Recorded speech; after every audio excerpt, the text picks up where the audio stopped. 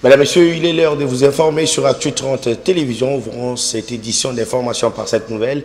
Les délégués experts de pays membres de la communauté de développement de l'Afrique australe ont signé vendredi l'accord portant statut de la force de cette organisation en perspective de son déploiement à l'est de la République démocratique du Congo pour y restaurer la stabilité, la paix et la sécurité. La signature a eu lieu devant le président de la République, Félix Tshisekedi. La force de la SADC aura pour mission d'appuyer l'armée congolaise à combattre et éradiquer le M23 et d'autres groupes armés qui continuent à perturber la paix et la sécurité en République démocratique du Congo. Il s'agit d'un échange normal au titre de consultations régulières que le président de la République a souvent avec ses collègues de la région qui sont concernés par la gestion de la crise sécuritaire que nous connaissons à l'est de notre pays. Donc, le président Museveni, il a même les troupes là-bas. Le président Ruto, il a aussi les troupes là-bas. Donc, c'est une consultation normale. Les chefs d'État se consultent. Donc, il n'y a pas déclaration, recommandation, décision. Non, ils s'échangent des idées et puis on avance. Rappelez-vous qu'au mois de mai de cette année, les chefs d'État de la SADC ont décidé de déployer une force régionale pour marquer la contribution de la SADC aux côtés des forces armées de la RDC pour mettre fin à la crise sécuritaire à l'Est, particulièrement bouter hors de notre pays tous les agresseurs et neutraliser le soi-disant M23. Par la suite, au mois d'août, on a continué la discussion, on a arrêté le budget et tout ce qui doit accompagner. Mais il manquait cet accord par lequel le gouvernement de la RDC s'engage à mettre à la disposition de la force qui va se déployer, titre de facilités diplomatiques et autres attachés à ce type d'opération. Et ici, il est clair comme de l'eau claire, c'est une force qui se déploie pour appuyer les FARDC à combattre et à éradiquer ce groupe armé précis et d'autres aussi, pourquoi pas. Processus électoral dans cette édition d'information. La campagne électorale débute ce dimanche 19 novembre 2023 en perspective des élections du 20 décembre prochain. Félix Tshisekedi, candidat à sa propre succession à la magistrature suprême, va lancer sa quête d'obtention de voix au stade des martyrs de la Pentecôte de Kinshasa avant de se rendre dans les autres provinces du pays. D'autres candidats comme Martin Fayoulou, Moïse Katumbi, Délice Sanga et Augustin Matata Ponoso annoncés également dans d'autres chefs-lieux du pays. Le président de la Commission électorale nationale indépendante, Denis Kadima Kazadi, a échangé avec l'ambassadeur de Venezuela en République démocratique du Congo. Les échanges ont tourné autour du processus électoral en cours au pays. Le Venezuela, qui salue les efforts de la CENI dans ce processus, a également exprimé l'intérêt de son pays d'accompagner ce processus.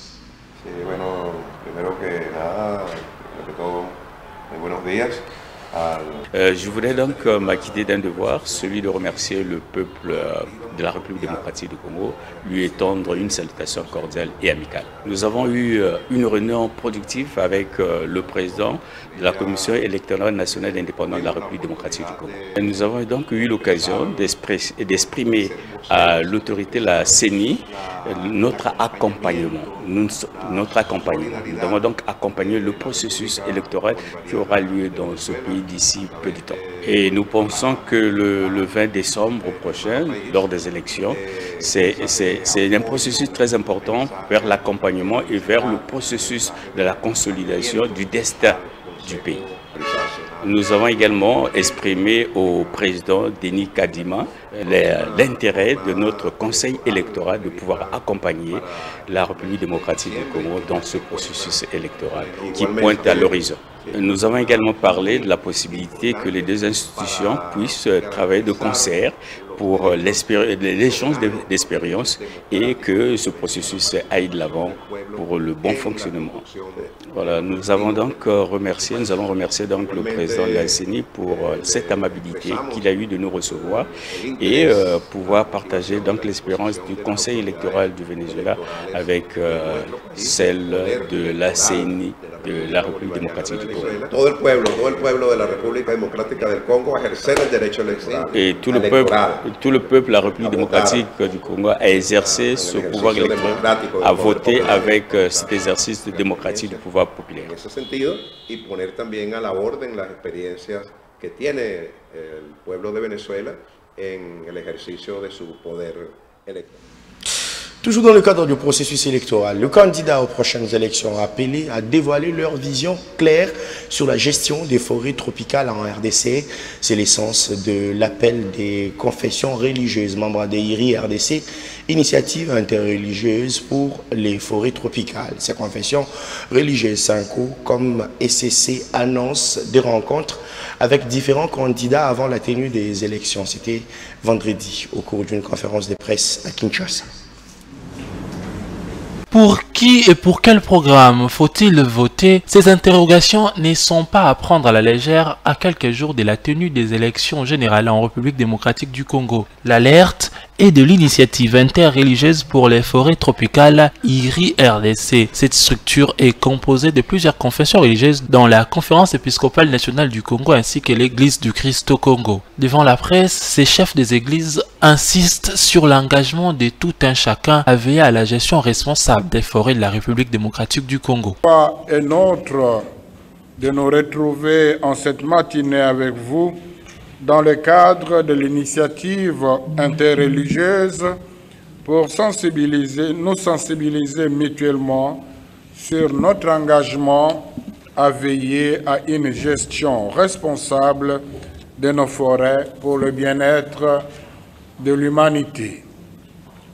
L'enjeu de l'heure pour notre pays, ce sont des élections pour lesquelles nous nous impliquons suffisamment pour qu'elles soient les plus crédibles possibles.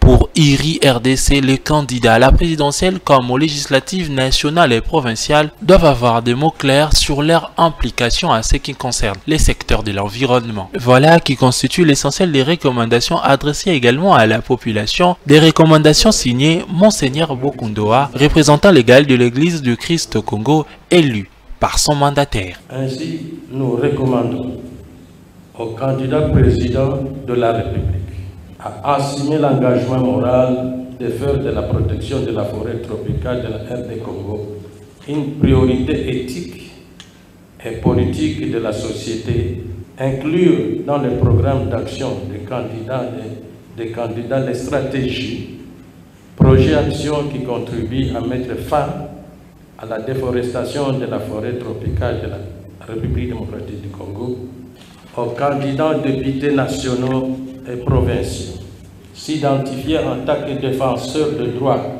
des communautés impactées par les effets de la déforestation, de la dégradation du sol, des conflits de terre.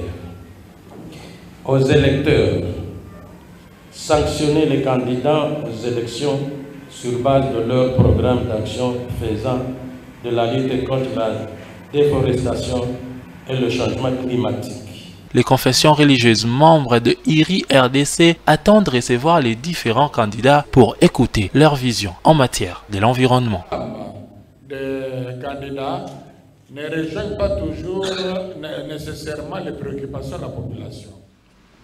Dans ce même chapitre, à lancement officiel ce vendredi à Kinshasa d'une campagne dénommée Capita, initiative de la dynamique du mouvement citoyen congolais pour la surveillance des élections de décembre 2023. Parmi les objectifs poursuivis sont notamment veiller à ce que les résultats qui seront publiés par la CENI reflètent réellement la volonté populaire exprimée à travers les urnes.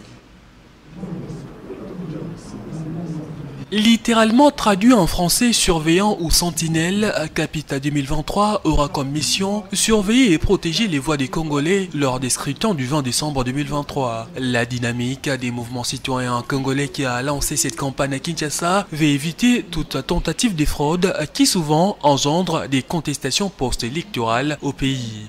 Aujourd'hui, nous en tant que les citoyens, nous voulons nous doter à nous-mêmes cette capacité à voter, mais également à surveiller le vote, en rassemblant tous les résultats qui seront publiés devant le bureau de vote et puis en organisant une espèce de comptage parallèle à la CENI. Ça veut dire que très rapidement, après le 20 décembre 2023, nous serons en mesure, grâce aux éléments que nous aurons recueillis à la base à travers les citoyens qui se positionnent comme des Capita, nous serons en mesure nous-mêmes de faire un décompte parallèle et surtout de publier les résultats, mais plus loin de se mobiliser si jamais le CENI arrivait à publier des résultats qui ne reflètent pas du tout la réalité. Pour la campagne Capita 2023, au total 1300 personnes seront déployées les jours de vote sur l'ensemble du pays pour surveiller plus de 19 000 centres de vote de la CENI.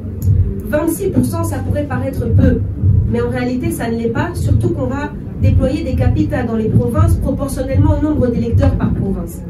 Par exemple, à Kinshasa, en fonction du nombre de votants, on aura plus de 150 Capita. Alors que par exemple au nord Kivu, au sud Kivu, on sera dans les 90, vous voyez. Et puis dans d'autres provinces, ce sera dégressif. Donc on aura une bonne idée proportionnelle du nombre des résultats qui doivent être atteints ou qui auront été atteints des votes. Dans un futur proche, un numéro gratuit sera mis à disposition afin que les citoyens désirés de participer à cette campagne de surveillance du vote puissent rejoindre à Capita 2023.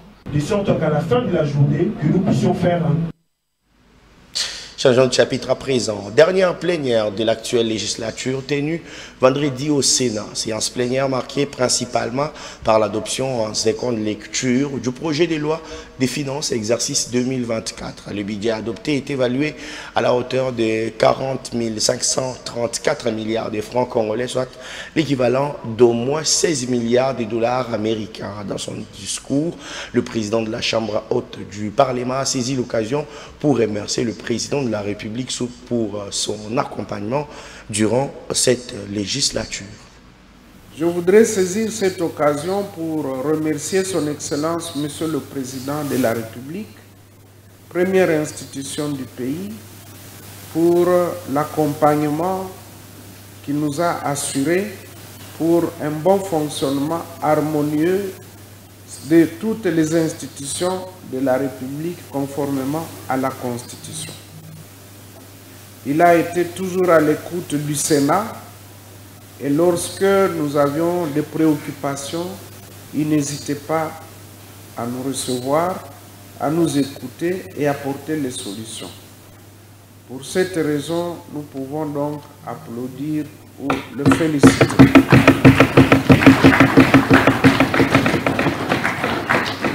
Nous devons également remercier les autres institutions de la République pour la franche collaboration qui a existé entre elles et notre institution.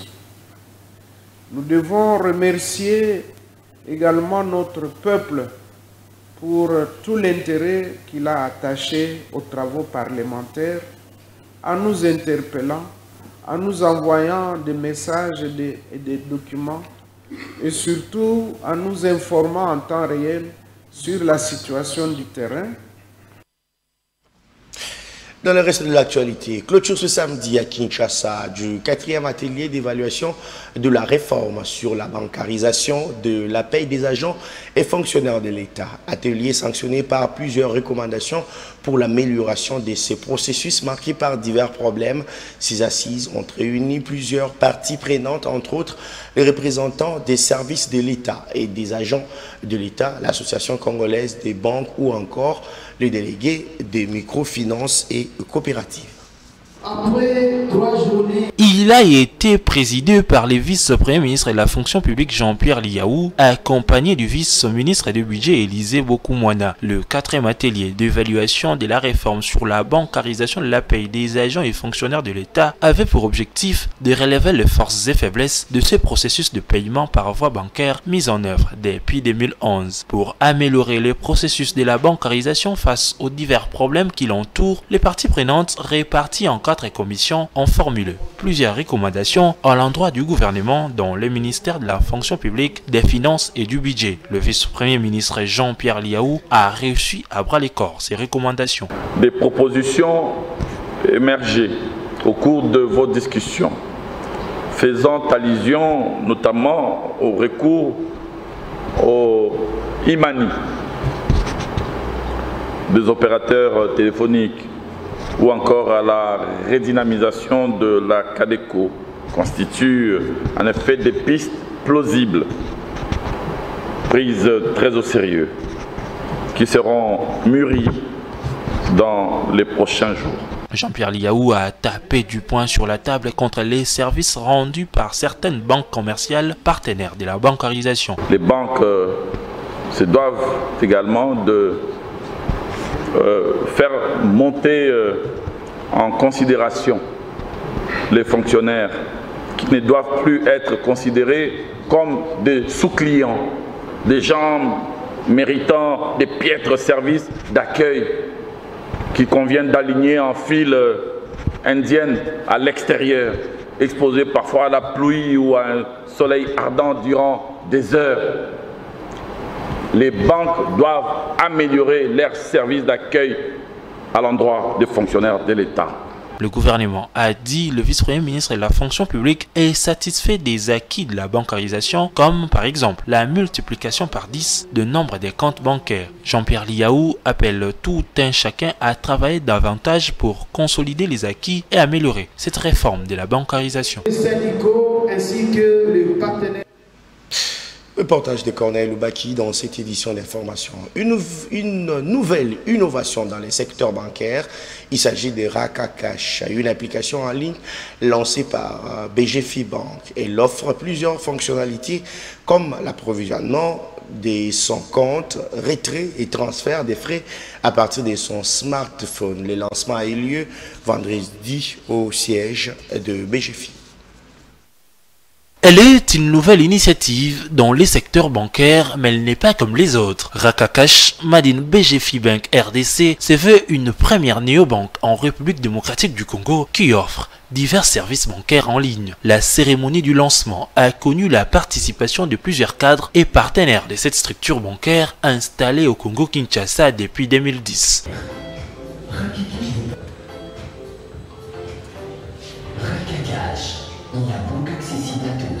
Téléchargeable sur Play Store et App Store, l'application Raka Cash offre plusieurs fonctionnalités, création de comptes multidevises en francs et en dollars, paiement chez les marchands ou encore les transferts mobile money, le tout à partir de son téléphone. Avec Raka Cash, vous êtes le maître de votre banque mobile. Vous pouvez disposer d'une carte internationale Visa, épargner, envoyer de l'argent à vos proches, régler vos factures et vos achats, retirer de l'argent au distributeur automatique, effectuer des achats et bien plus encore, tout cela à partir de votre téléphone mobile. L'innovation n'est nullement une exclusivité pour ceux qui ont des comptes à BGFI, l'ambition et l'inclusion bancaire. Raka Cash est lié à un numéro de téléphone. Et donc, entre utilisateurs Raka Cash, il est plus facile, il y a cette flexibilité-là que nous offrons pour pouvoir transférer de l'argent, pour pouvoir approvisionner le compte. C'est-à-dire que lorsqu'un utilisateur d'une banque n'a pas besoin d'être rattaché à une banque pour pouvoir bouger son argent vers un proche à lui qui utilise Raka Cash. C'est ça même la plus grande force en fait, de Raka Cash, c'est qu'il n'y a pas de banque, c'est entre utilisateurs Raka Cash liés à des numéros de téléphone, tout simplement. Quand on fait la somme de toutes ces fonctionnalités, plus le compte d'épargne, plutôt que d'avoir vos fonds en monnaie électronique qui ne vous rapportent rien, vous pouvez les placer à partir de $10, qui sont des micro-dépôts Donc là, on parle vraiment de fonctionnalité bancaire et c'est l'application la plus complète par rapport à cette fonctionnalité. La banque, avec plusieurs certifications dans le secteur, rassure de la sécurité des données des utilisateurs. Elle annonce également dans les tout prochains jours la mise en disposition de la version USSD pour les personnes qui n'ont pas de smartphone.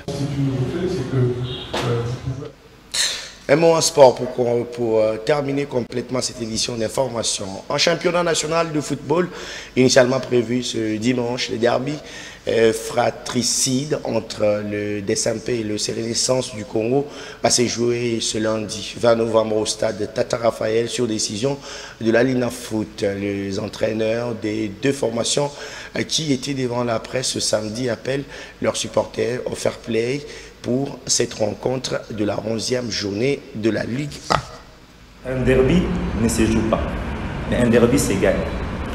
Et pour gagner un derby, c'est l'équipe qui va en vouloir le plus par rapport à l'autre qui va les gagner. Derrick, c'est DSMP, c'est une équipe, c'est une très bonne équipe. Et difficile à manipuler, ils jouent du bon football, mais ces jours-là, ça sera notre tour à nous.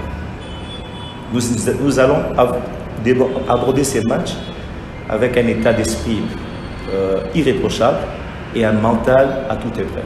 Mes joueurs se sont bien entraînés et ils sont en train d'assimiler une nouvelle façon de travail. Et je suis très fier de mes joueurs.